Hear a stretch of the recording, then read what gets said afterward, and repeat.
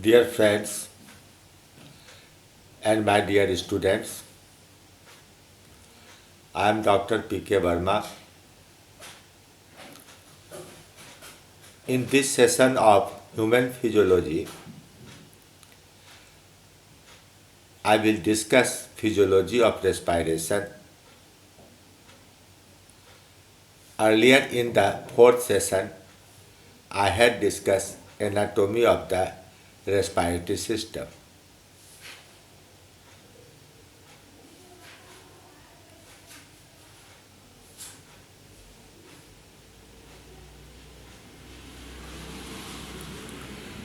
The physiology of respiration includes three functions: breathing by respiratory system, gaseous exchange in alveoli, and gaseous transport by blood. So let us discuss these three steps one by one.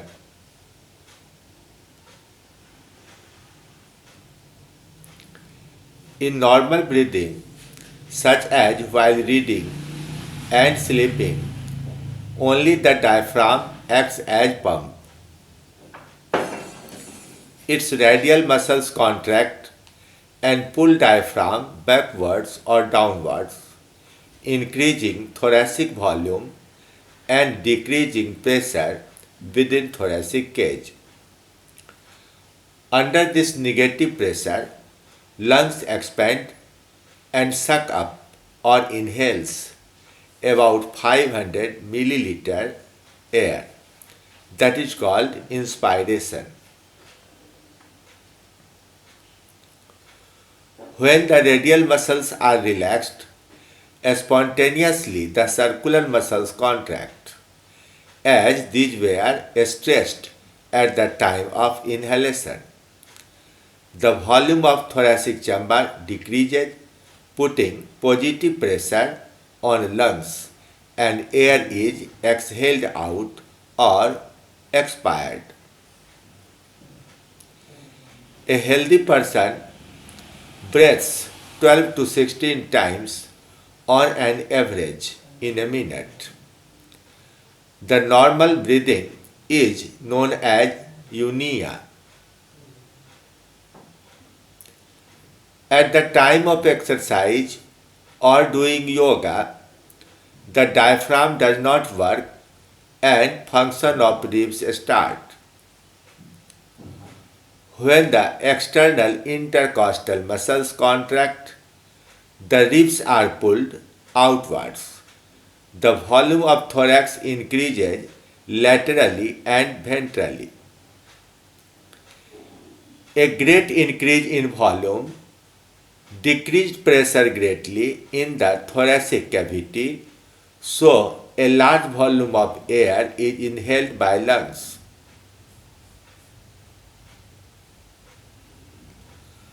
When the internal ICM contract, the ribs are pulled inwards, therefore the volume of thoracic chamber decreases laterally and ventrally, and due to increased pressure on lungs, the air is exhaled out, that is, expiration takes place.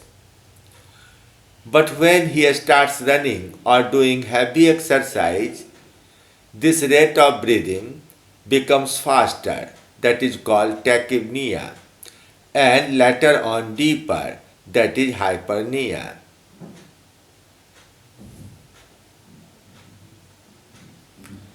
You can see in this diagram that in between the two ribs there are external intercostal muscles and internal intercostal muscle. Under the surface of ribs there is innermost intercostal muscle. In the second diagram you can see that there are ribs. These are curved structure arising from vertebra, and these are bent just like a bow, slightly downward, Some of them touch the sternum on ventral surface. In the anatomy class, I had discussed that 7 pairs of ribs were true ribs, 3 pairs were false ribs, and 2 pairs were floating ribs.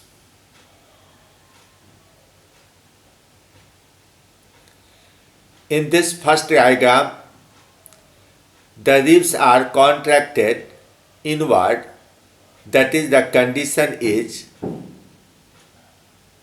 after inhalation.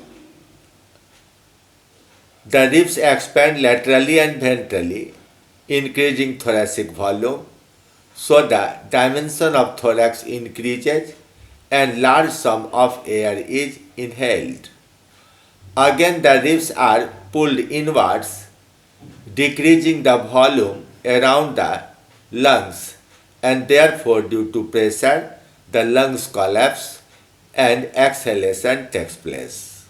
This inhalation and exhalation with the help of costa or the ribs take place when there is fast and deeper breathing.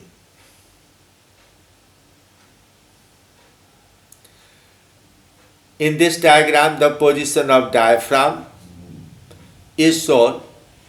When the diaphragm moves downward, inhalation occurs, and when the diaphragm moves upward, exhalation occurs.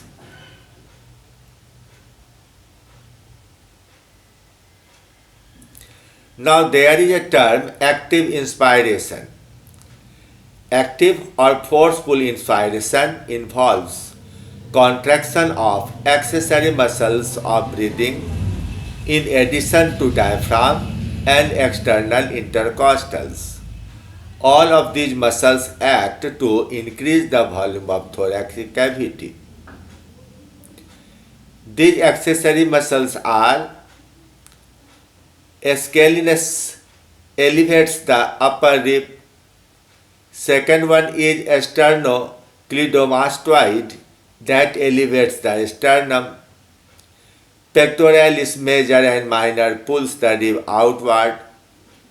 Serratus anterior elevates the ribs when the scapula are fixed. And latissimus dorsi elevates the lower ribs. However, normally functions of these accessory respiratory muscles are not discussed in the plus 2 and honors classes. Similarly, there is active expiration, utilizes contraction of several thoracic and abdominal muscles. These muscles act to decrease the volume of thoracic cavity. Anterolateral abdominal wall increases the intra-abdominal pressure, pushing the diaphragm further upward into the thoracic cavity. Internal and innermost intercostal muscles also depress the ribs. Such type of active inhalation or exhalation takes place when one wants to blow a balloon like a structure. He inhales as much air as possible and then blows all the air, tend to blow all the air outward into the balloon. Now, in different conditions, we breathe different volumes of air, that is described as respiratory volumes and respiratory capacities. In a healthy male with 5 feet, 6 to 8 inches height, 70 to 75 kilogram body weight, the maximum lung volume or the total lung capacity is measured 5400 milliliter to 6000 milliliter. However, this much amount of air cannot be breathed anytime. The different volumes of air inhaled or exhaled at different times and efforts are as follows. The first one is resting tidal volume RTV. The volume of air inspired or expired in a normal breathing effortlessly or even involuntarily is called resting tidal volume or only the tidal volume. In a normal breathing, only 500 ml air is inhaled or exhaled. So, if there are 12 to 16 breathing per cycle per minute, a person inhales 6 liter to 8 liter air in a minute. The lung volume in this condition changes from 2900 milliliter or roughly 3000 milliliter to 3400 or 3500 milliliter or vice versa. Second term is inspiratory capacity. After a normal expiration, if a person takes a very deep breath with maximum efforts, he can breathe the full lungs about 2500 milliliter, that is known as inspiratory capacity. Inspiratory reserve volume. The extra volume of air about 2000 ml inhaled by a forceful inspiration is known as inspiratory reserve volume. That is, inspiratory capacity is the inspiratory reserve volume plus the resting tidal volume. Expiratory capacity. After a normal inspiration, if a person takes maximum effort to blow out, he can exhale 1800 milliliter to 2000 milliliter air, that is known as expiratory capacity. Expiratory reserve volume is the volume subtracted after the resting tidal volume. After a normal expiration, if a person takes maximum effort to blow out additional air, he can expel 1300 ml to 1500 ml air. That is, expiratory capacity is 1300 plus 500 ml or 1500 plus 500 ml. That is written as 1800 to 2000 ml. Now, there is a term vital capacity. It is the maximum volume of air expired or inspired by maximum efforts by a healthy man.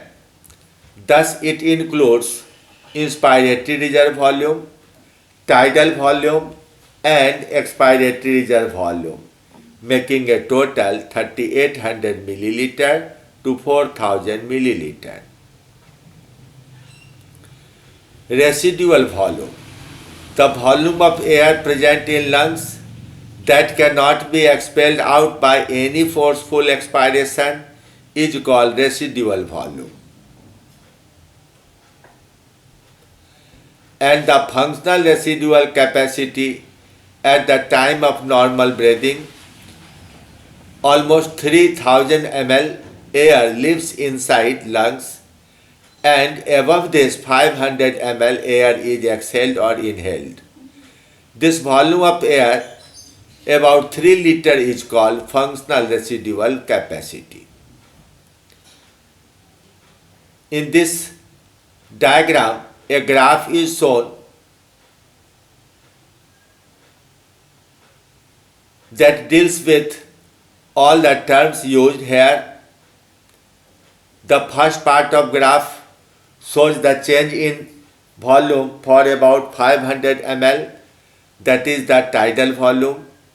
Above this 2000 ml inspiratory reserve volume.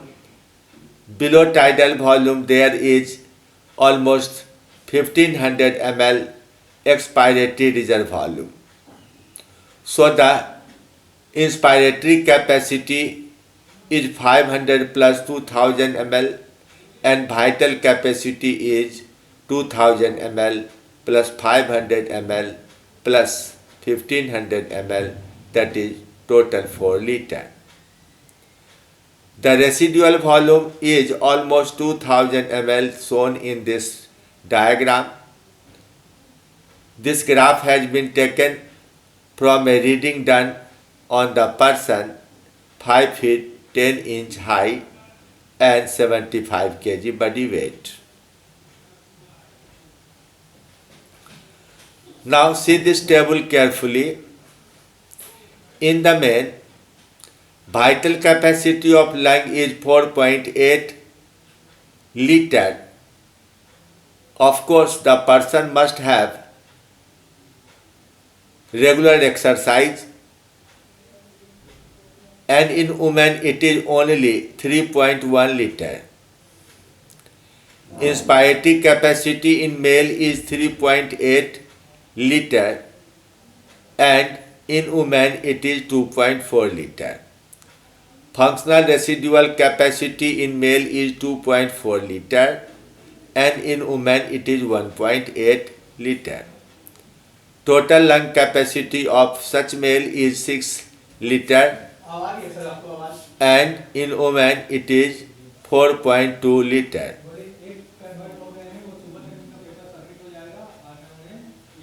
In fact, the lung capacity depends also on the health of the person, and if he is a normal person doing no exercise, the capacity will be poor. If the person performs regular exercise, the capacity would be higher. Now come to the second aspect, that is exchange of gases. The fresh air contains about 20 to 21% oxygen and only negligible, that is 0.04% carbon dioxide. When the fresh air is inhaled, generally 500 ml, in the alveoli the amount of carbon dioxide increases to 4 to 5% and amount of oxygen decreases to 15-16%. No doubt some water vapors also is added that can be ignored for simplifying the calculation. If the atmospheric pressure is taken 760 millimeter, the partial pressure of oxygen in lungs would be 114 to 121.6 millimeter and that of carbon dioxide would be 30.4 to 38 millimeter. In the venous blood, the gaseous pressure is 106 millimeter, of which the pressure of oxygen is 60 to 66 millimeter and pressure of carbon dioxide is 40 to 46 millimeter. Due to this difference in partial pressure of oxygen and carbon dioxide between alveolar air and blood, oxygen diffuses into blood and carbon dioxide diffuses out of blood.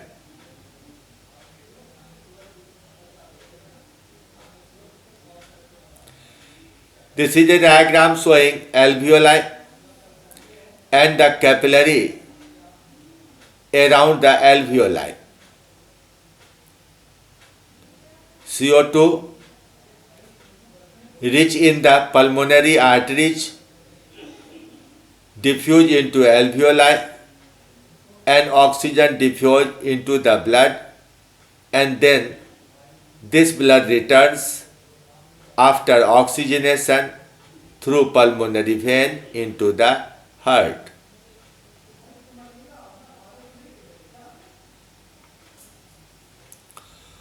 Oxygen will diffuse faster due to lower molecular weight and more diffusion pressure deficit as compared to carbon dioxide.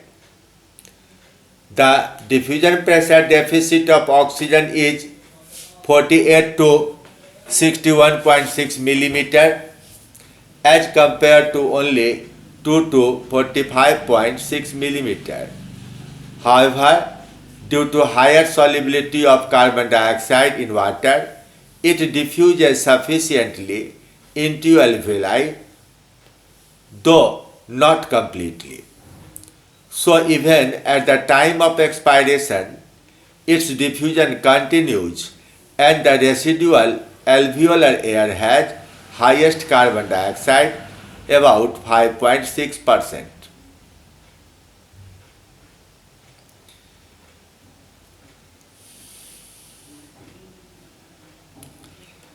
In this table, percentage composition of dry gas is shown. Oxygen is inspired air is 20.93% and expired air has 16.89%. Alveolar air has 14.08%.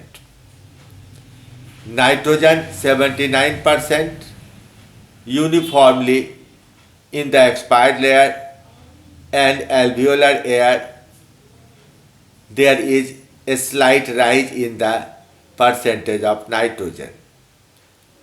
Carbon dioxide, it is 0.03 or 0.04% in the inspired air, but in expired air it is 3.5% and in alveolar air 5.55%. That is, highest carbon dioxide is present in alveoli.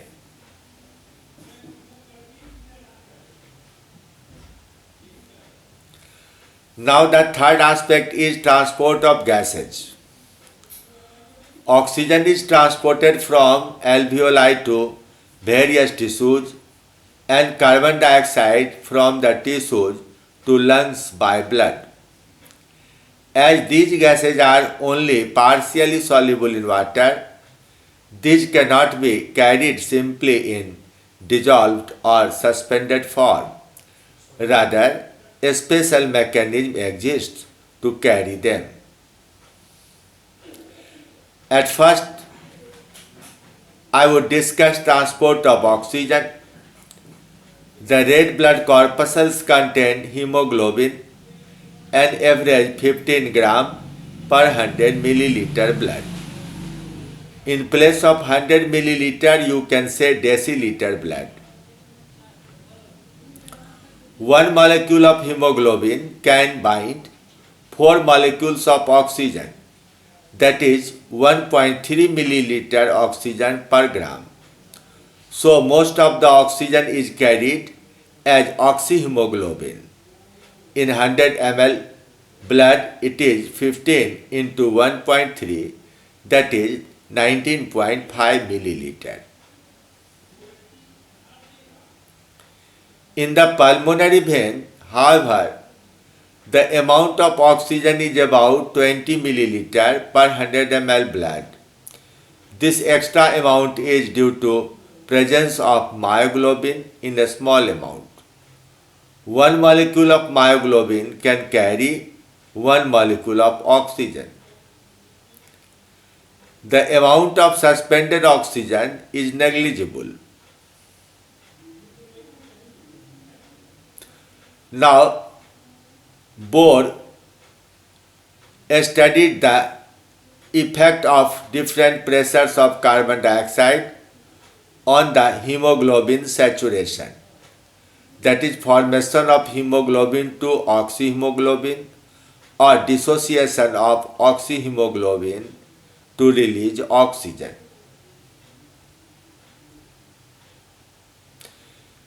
In this diagram, when the carbon dioxide is increased, the saturation curve shifts to right side, but when carbon dioxide pressure decreases, the curve shifts to left side, that is known as Bohr's effect.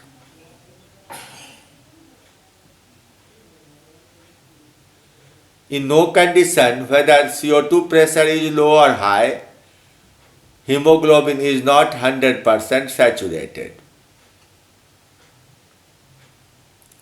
The same is shown in another diagram.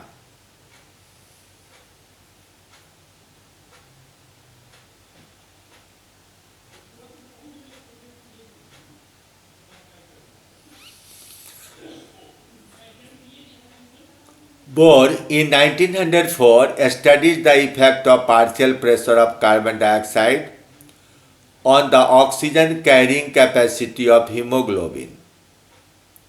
In no condition the hemoglobin can be saturated more than 98%. When pressure of carbon dioxide increases, the hemoglobin saturation curve shifts towards right side. That is, the rate of oxygenation of any one given pressure of oxygen becomes slow when pressure of carbon dioxide increases.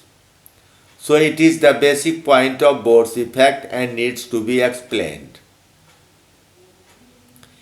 In tissues in which there is higher pressure of carbon dioxide, less amount of oxyhemoglobin can exist in blood. So some of the molecules have to break to release oxygen. This dissociation of oxyhemoglobin is therefore directly dependent on the pressure of carbon dioxide and metabolic rate of that tissue. All tissues do not get equal supply of oxygen as their metabolic rates and CO2 production differ. The tissues with higher metabolic rate will get more oxygen, and that with low metabolic rate will get less oxygen. As the carbon dioxide is an acidic gas, it lowers the pH of tissue with higher metabolism. So the decrease in pH must increase the rate of dissociation. The tissues with higher metabolism must release more heat, so the dissociation rate must increase at higher temperature and decrease at lower temperature. In the alveoli, where there is high oxygen, low carbon dioxide, lesser proton concentration is found, and lower temperature. The factors are all favorable for the formation of oxyhemoglobin. Another scientist, Helden, suggested that as the pressure of carbon dioxide affects saturation of hemoglobin with oxygen, the oxygen also affects carbon dioxide carrying capacity of blood. An active tissue has relatively high pressure of carbon dioxide, low pH, and higher temperature, and all the changes set free more oxygen for the respiratory process.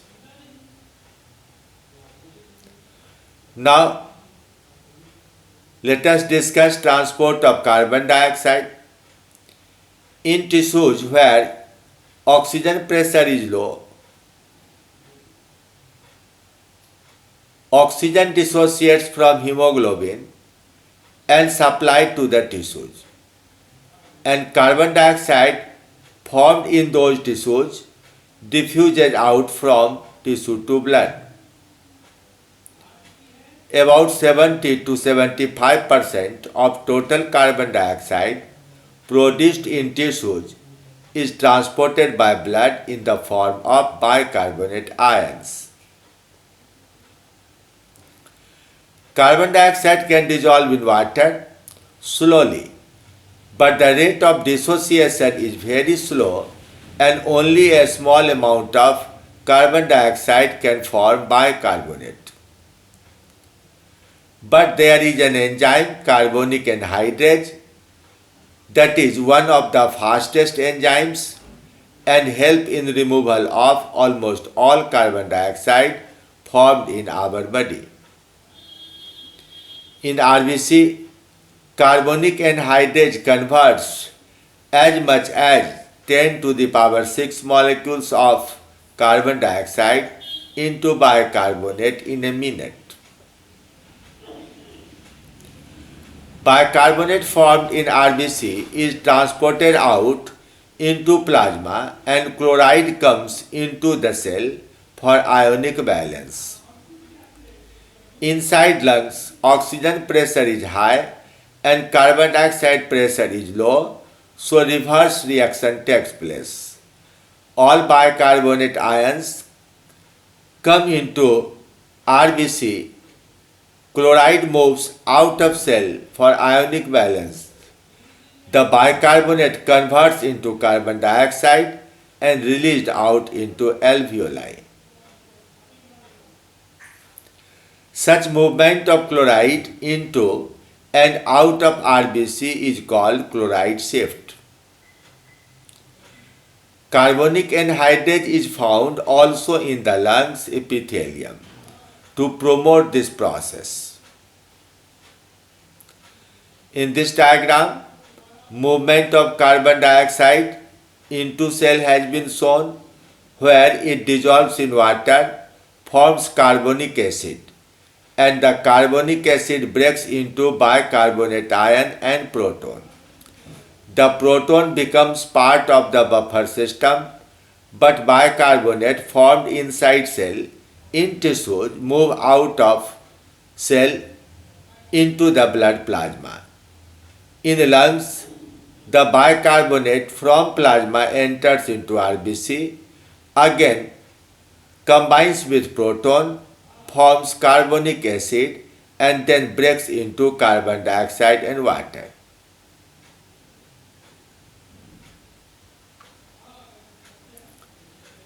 About 20 to 25% carbon dioxide is transported by hemoglobin and many other proteins to which it becomes bound to the amino group forming carbamino compound. When carbon dioxide combines with amino group of hemoglobin, it forms carbaminohemoglobin. But when CO2 combines with the amino groups of protein, carbaminoprotein is formed.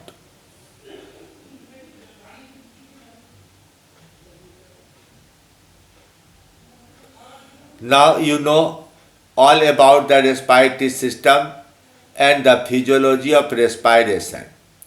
In the next session, we will study control of breathing and some diseases associated with respiratory system. Thank you very much.